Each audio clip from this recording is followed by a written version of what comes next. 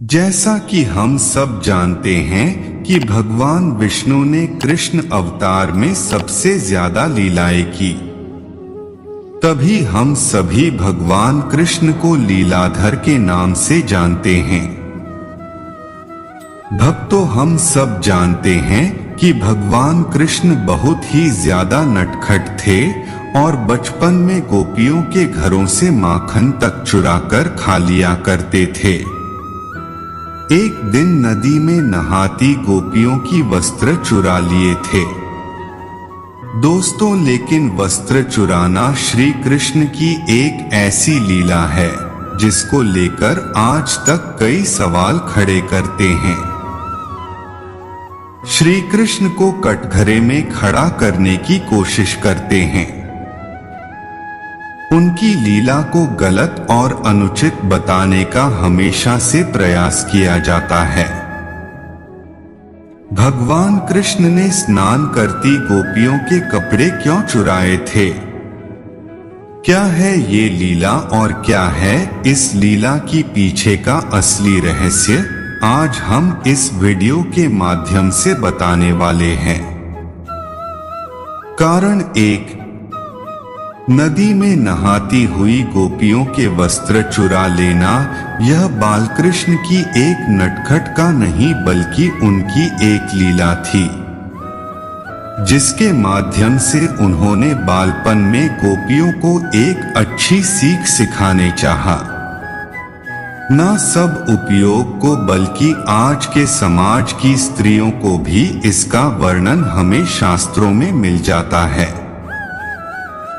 भक्तों, पद्म पुराण में वर्णित कथा के अनुसार एक दिन की बात है जब गोपियां जल में स्नान करने के लिए तालाब में उतरती हैं।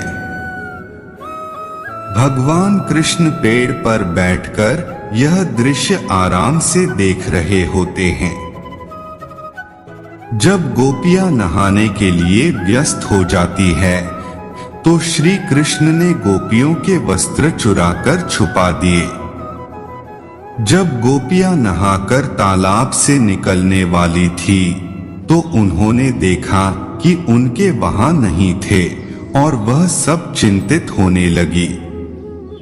उसी समय गोपियों के नजर छुपकर पेड़ पर बैठे श्री कृष्ण पर पड़ी।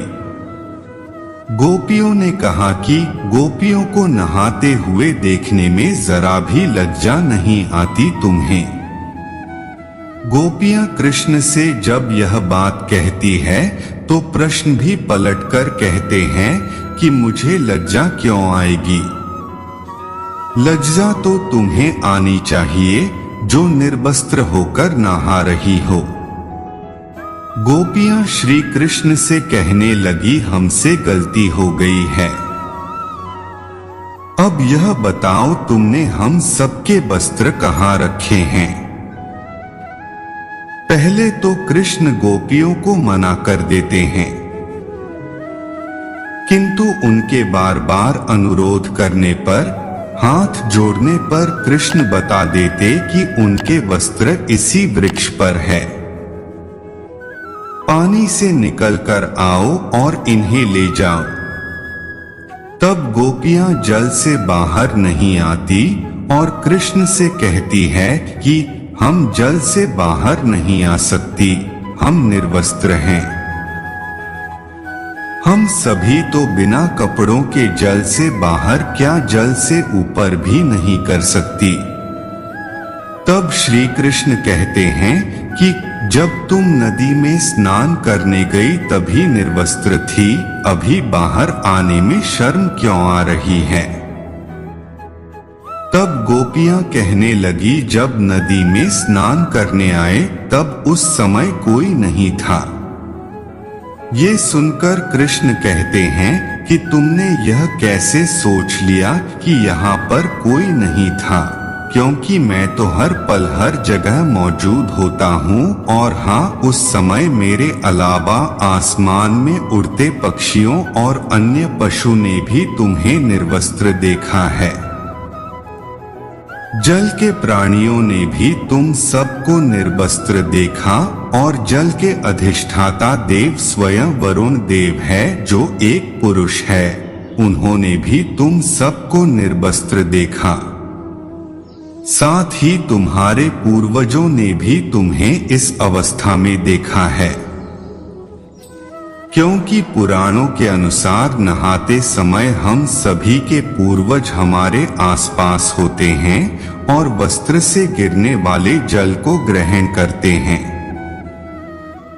जिनसे उनको तृप्ति मिलती है। निवस्त्र स्नान करने से पूर्वज नाराज हो जाते हैं और व्यक्ति को सुख प्राप्त नहीं हो पाता, उसके सुख नष्ट हो जाते हैं। इसलिए कभी भी निर्वस्त्र स्नान नहीं करना चाहिए। कृष्ण गोपियों को यह अद्भुत सीख देने के बाद उनके वस्त्र लौटा देते हैं और कहते हैं कि जब तक मनुष्य शरीर स्वरूप इस माया के बंधन में बना हुआ रहता है, तब तक वह मोक्ष को प्राप्त नहीं हो सकता। माया बंद रहने से मनुष्य को वैकुंठ में प्रवेश करना भी असंभव हो जाता है। यही समझाने के लिए मैंने तुम्हारे वस्त्र चुराए थे। फिर कृष्ण आगे बताते हैं, गोपियों, इस बात में कोई शक नहीं कि तुम संपूर्ण रूप से मुझे समर्पित हो। फिर भी तुम्हारी वस्त्र माया का प्रतीक है, जो तुम्हारे और परमात्मा के बीच में ऐसी बाधा पैदा कर रही है कि तुम सभी यह जानते हुए भी कि ईश्वर के आगे सब निर्वस्त्र है, फिर भी जल से बाहर नहीं आ पा रही हो। जबकि ईश्वर के करीब जाने के लिए माया तो क्या श्री पुरुष होने के बंधनों से मुक्त होना पड़ता है। कारण 2। दोस्तों, एक और कारण है जिसके कारण श्री कृष्ण वस्त्र हरण लीला की थी, पर यह इतना रहस्य है कि इसे केवल वही समझ सकते हैं जिनके दिल में माया नहीं है। सिर्फ श्री कृष्ण के लिए प्रेम रहता है। दोस्तों, गोपियां कृष्ण को पति रूप में पाने के लिए बचपन से कात्यायनी व्रत करती थी, जिससे कात्यायनी माता प्रसन्न होकर उन्हें वरदान देती हैं कि श्री कृष्ण उनके पति होंगे। हमें जानते हैं कि निर्वस्त्र केवल अपने पति के सामने जा सकती है। यानी श्री कृष्ण लीला गोपियों को यह संदेश दे दिया कि वही उनके पति है और गोपियों के कात्यायनी व्रत का फल उन्हें मिल चुका है। उनका व्रत सफल रहा। अब गोपियों की आत्मा पर केवल और केवल कृष्ण का अधिकार है। भक्तों, अब तो आप समझ ही गए होंगे कि श्री कृष्ण का यह हास परिहास गोपियों के प्रति उनके अगाध प्रेम भाव को प्रकट करता है।